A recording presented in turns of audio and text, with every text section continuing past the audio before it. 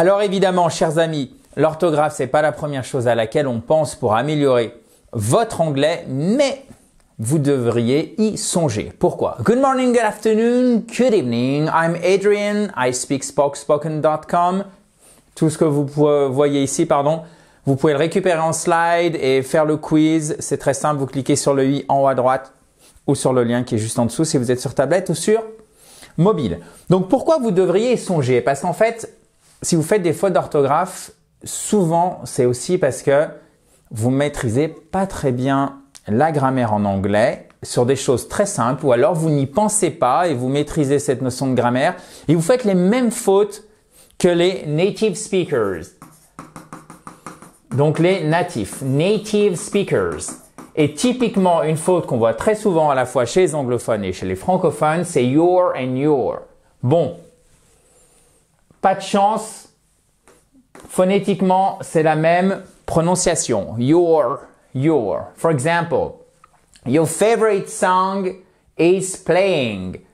You're going to be late if you don't hurry. Vous voyez, c'est your. Sauf que, évidemment, your, c'est la forme contractée de you are et your. Comme ceci, c'est pour la possession. Soit ton, soit votre. D'accord? You are going to be late and your favorite, ton favori, votre favori, votre chanson préférée.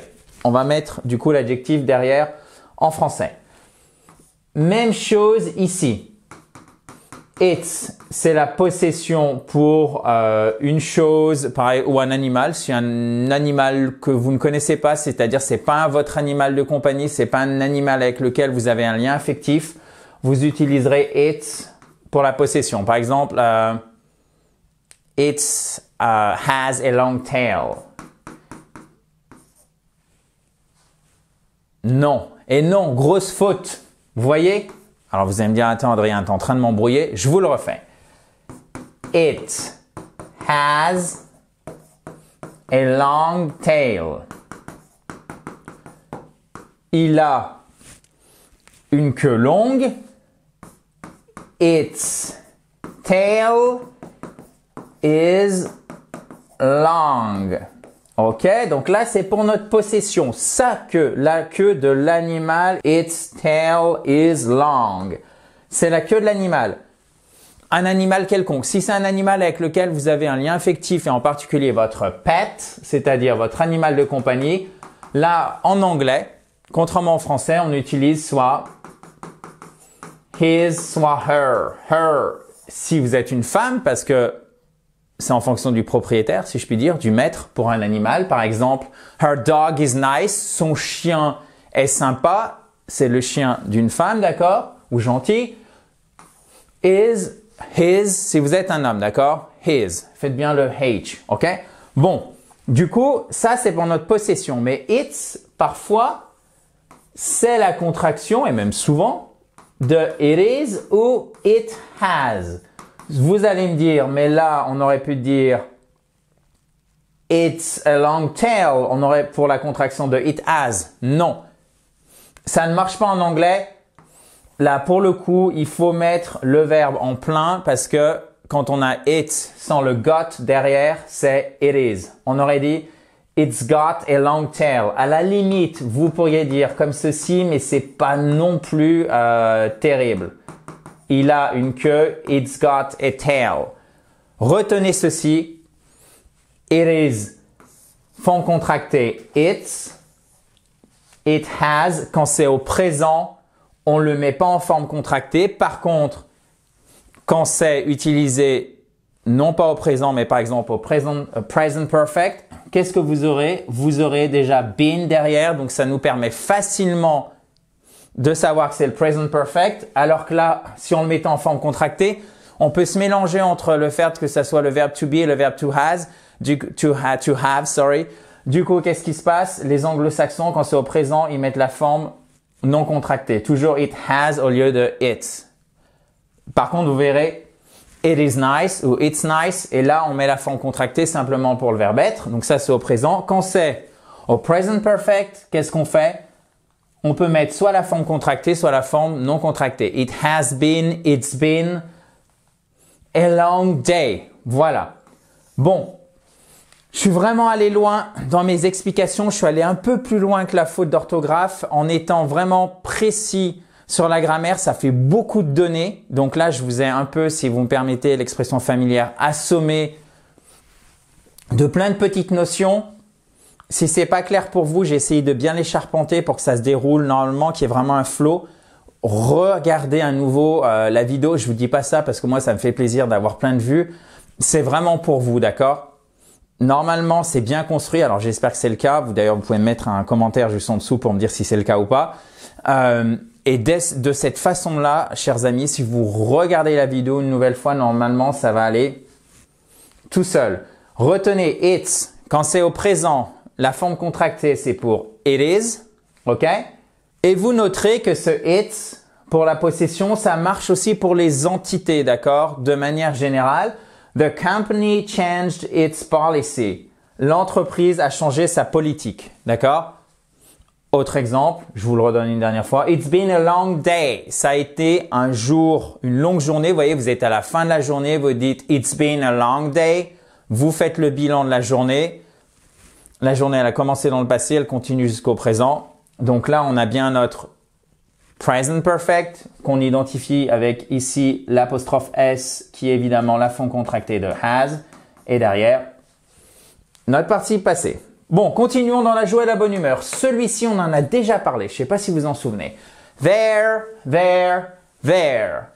C'est exactement la même prononciation ici. Donc faites bien attention. There, c'est il y a et derrière, vous accordez toujours, contrairement au français où ça reste troisième personne du singulier, beaucoup d'étoiles, pluriel. Donc, there are many stars in the sky. Et pas, there is many stars. Non. There are many stars in the sky. There. Là aussi, c'est notre possession. Leur chien. C'est le chien qui est, dont il y a, le chien qui a plusieurs mètres. Donc, there. Their dog is very friendly. All right. Leur chien avec un S. Qu'est-ce qui se passerait si c'était pluriel? Their dogs. Et surtout pas there's dogs. Non. Their dogs. Leur chien. Pluriel. Their dog. Leur chien. Singulier. They are planning a trip to France. Alors, vous observerez que comme en français, tous les noms de pays ont une majuscule. Ça, c'est une autre faute d'orthographe à ne surtout pas faire. Et contrairement, je vous donne ça en bonus, contrairement au français, par exemple, vous dites une personne française, vous ne mettez pas de majuscule à français, d'accord? Et French, ça, c'était pour voir si vous suiviez. Comment ça? Oui, bien sûr. A French person, vous n'imaginez pas quand même que je pourrais être quelquefois de mauvaise foi. Non, parfois de mauvaise foi. Non, absolument pas. C'était vraiment voir pour vous suiviez. French, si vous suiviez. A French person, d'ailleurs, est-ce que vous suivez? Est-ce que vous avez bien noté la majuscule? Oui, évidemment, Adrien. Ok, pardon. So, there. Il y a possession quand il y a plusieurs personnes qui possèdent quelque chose. Et ça, c'est la forme contractée, évidemment, de they are. All right. Attention au quatrième exemple. Ça arrive très souvent en anglais. Même prononciation en American English. Orthographe bien différente. D'accord? Et ce sont des mots qui n'ont évidemment pas le même sens. Donc, c'est effect. Vous voyez, quand vous avez une apostrophe ici, ça signifie que votre seconde syllabe, c'est elle qui est porteuse de ce fameux stress qui est l'accent tonique. Et décidément, il me manque des lettres aujourd'hui. Donc, effect, c'est pour dire influencer. D'accord? Cela affecte quelqu'un, cela au sens de ça lui donne de l'influence. Et effect, évidemment, c'est le nom qui veut dire effet, ok? Effect. Very simple. The new law will affect many people. Affectera beaucoup de personnes, d'accord? The effect of his speech was powerful. Vous allez me dire, mais est-ce que ça compte vraiment, Adrien? C'est pas un peu tiré par les cheveux? Non. Parce que souvent, ce que je vois, c'est, et encore plus d'ailleurs chez les anglophones que chez les francophones, the effect of the law. The effect of the law. Non, non, non, non, non. The effect. Donc, faut pas vous mélanger les pinceaux, si je puis dire, entre an effect et to affect. Alright? Let's go on. Then and than. Alright? Donc, celui-ci, c'est puis. Et celui-ci, on l'utilise, c'est que, plus grand que, pour la comparaison. D'accord? Comparatif de supériorité. We'll have dinner, then go to the cinema. Cinema. Alright? Puis, this book is more interesting. Voyez, c'est pas interesting. Attention. Interesting than the other. Est plus intéressant que l'autre. Maintenant, to. D'ailleurs, ici, j'ai oublié, hop, les deux points. C'est la même prononciation. Donc ça, c'est pour accompagner notre base verbale. Donc to plus la base verbale, ça nous donne quoi? Ça nous donne l'infinitif. On le retrouve après plein de verbes aussi en préposition. D'accord? Par exemple, I want to talk to you. Je veux te parler. To talk to you. OK? To talk to someone. Donc, ça c'est notre préposition, partie du verbe infinitif. To ici c'est aussi, d'accord? Ou trop par exemple, d'ailleurs on le dit souvent en français, un bel anglicisme, it's too much, ça fait trop, oh, c'est too much. Ok, non, it's too much. Et to, évidemment, c'est 1, 2, 3. Alright, so for example, to understand fully ou to fully understand, comme vous voulez. Pour comprendre pleinement, read the chapter again. Watch the video a second time. This soup is too hot. Est trop chaude. Or this soup is hot too. Cette soupe est chaude aussi. I bought 2 tickets for the concert. Alors, I bought, ok? Bought, le O-U-G-H-T se prononce comme le A-U-G-H-T. D'accord? Ici, c'est to buy. Bought, écoutez. Taught, c'est la forme irrégulière au passé et au participe passé de to teach. Bon, là, j'ai un peu séparé le verbe, si vous me permettez, à l'arrache, mais vous comprenez que c'est T-E-A-C-H. To teach, enseigner. Taught, taught. To buy, bought, bought. I bought 2 tickets for the concert. Vous allez me dire, Adrien, pourquoi à chaque fois tu fais des digressions et tu t'éloignes?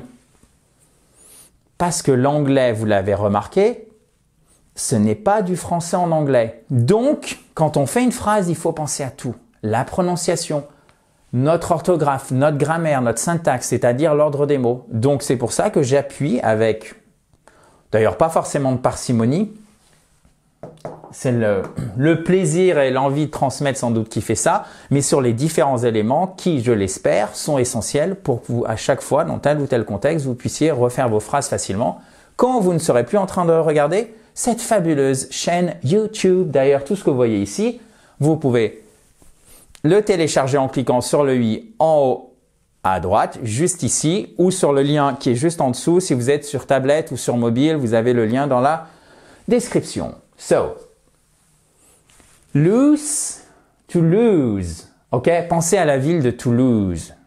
Bon, je ne fais pas de parallèle, mais c'est juste au niveau du son, qu'on soit bien d'accord. So, pas de parallèle sémantique. My watch, sorry. Donc ici, vous avez un allons. My watch is loose on my wrist. Bon, j'exagère un peu sur la longueur de la voyelle, mais c'est pour que vous sentiez que ça soit bien une voyelle longue, que c'est bien une voyelle longue. Wrist, pensez à to write. On ne prononce pas le W. Ici, c'est la même chose. Wrist, c'est le poignet, ok? I don't have a watch on my wrist, ok? So, à mon poignet, c'est on my wrist. On, attention. My watch is loose on my wrist. Ok, loose, And don't lose hope. Don't lose hope. Si on le met avec un peu plus d'emphase, en forme impérative, on mettra un point d'exclamation, exclamation mark at the end of your sentence in English and in French too. Comment vous écrivez too? Exactement. T-O-O. Alright. Maintenant, celui-ci, il est très très important. To. Advise, c'est votre verbe the. Ok? The en anglais. The, c'est la lettre Z. The. Advise and advice. Ça veut dire les conseils. Attention, c'est au pluriel. Ok? She gave me great advice on my resume. Ok?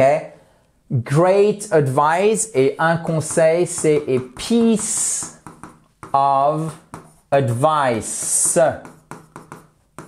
Advice, okay? So she gave me great advice on my resume. I advise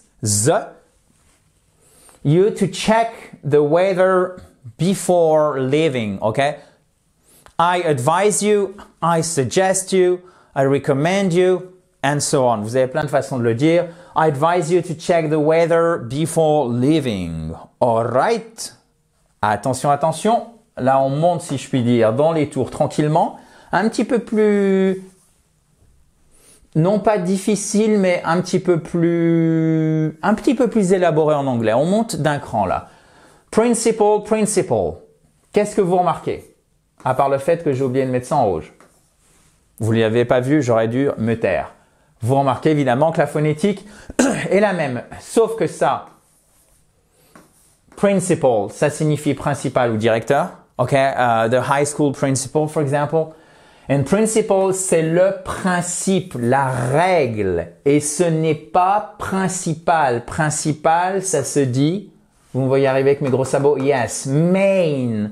Ok, the main principle. Par exemple, le principe fondateur, le principe principal, si je puis dire. The main principle. Comme ceci. So, the principal of the school is retiring. Il prend sa retraite. Vous voyez, ici, on utilise un present progressive ou dit présent continu pour dire que c'est en train de se passer. Là, il est en train de prendre sa retraite. Ok? Il est en train de. He stands firm on his principles. Principles. Il reste ferme sur ses principes. Ensuite, oh God, same pronunciation, one more time, all right? Complement, sorry. Première syllabe, vous voyez quoi? Que vous avez votre accent tonique qui se dit exactement, stress en anglais. Vous le savez, dans tous les mots en anglais qui ont 2 syllabes ou plus, vous avez une de ces syllabes qui est accentuée. C'est vraiment la colonne vertébrale d'une bonne prononciation en anglais. C'est pour ça que là aussi, permettez-moi cette familiarité. Décidément, je vous casse les têtes avec ça. Je radote, mais vraiment, c'est super important.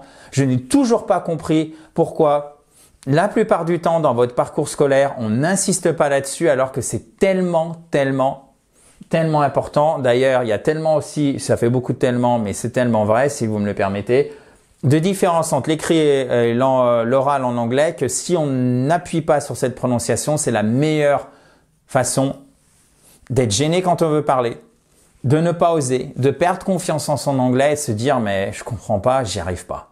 Et en fait, souvent, c'est juste à cause de la prononciation et ça commence par le stress. So, complement.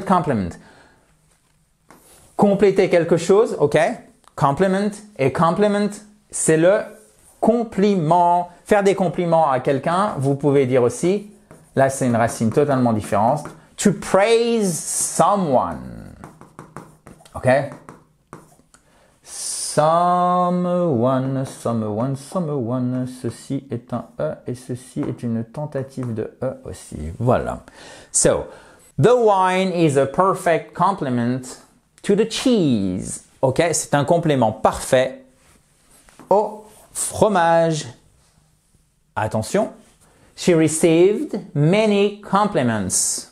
Compliments. Ok. Elle a reçu on her dress.